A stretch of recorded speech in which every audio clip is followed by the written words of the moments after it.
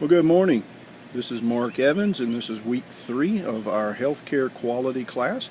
I hope that you're enjoying the class so far. I know that I'm enjoying reading your various discussion posts and assignments. I think you're doing a very, very good job. Healthcare quality is something that is near and dear to all of us because we've all been to the doctor or the hospital or the dentist or a doc in a box. We've all had concerns, whether it be with us or our family, in terms of health care and whether we're getting quality service, whether the service from a doctor is accurate and fixes my problem, does it make it worse, things like that. So it's a very, very personal and interesting topic for our 10 weeks. Last week we talked about variation. Variation can create quality problems, as we've noted in all of our discussions and some of the things that you've been working on. I think you did a good job making sure you understood all of that. The old bell curve is what I think about when I think of variation. And the wider the curve, the more variation, the more narrow and taller the curve, the less variation that there is. So I hope you understood that and kind of got your head wrapped around that. Didn't get into too many statistics, although that you could. This week we've got a couple of interesting things going on. I think you've got multiple chapters to read this week, but like in the first chapter 4, mainly talking about quality improvement tools, and we'll spend some time talking about those. The point of a tool is not to fall in love with it per se, but a tool is just what it means. It's a tool or a way for you to improve quality.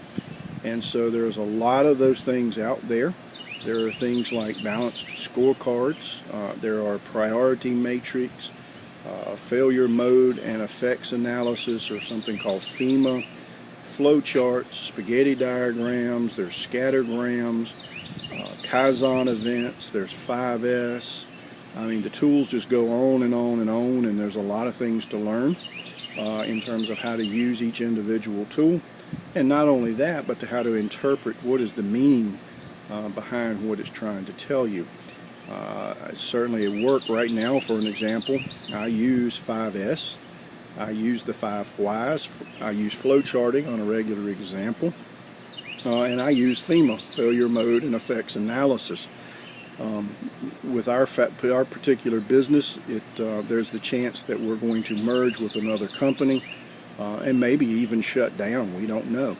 One of the things that I'm doing in the human resources world, to give you an example of how FEMA works, is trying to determine of all of our managers and leaders, how likely is it that one of them will leave the company. If they are to leave the company, how serious would it be?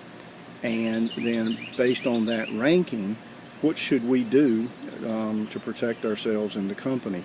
FEMA does a lot of that kind of stuff, and it's a very, very interesting and easy topic to understand. Spaghetti diagrams are interesting and a lot of fun. Imagine that you work in a doctor's office and you want to track how many steps do you make in a day and how many different places do you go. And you basically take a floor plan, it could be handwritten or a formal one, of your office or of your emergency room or what have you, and you just simply draw a line like a map showing everywhere you go. The idea is to look at that afterwards and say, how can I cut down having to move around so much? So things like spaghetti diagrams are very, very interesting to help you reorganize the workspace so that you don't have to walk as much or move as much, things like that. So there's a lot of tools there in the textbook. We're going to be talking about some of those this week. I hope that you're enjoying the class. Let me know if you have any questions. I'll see you in class.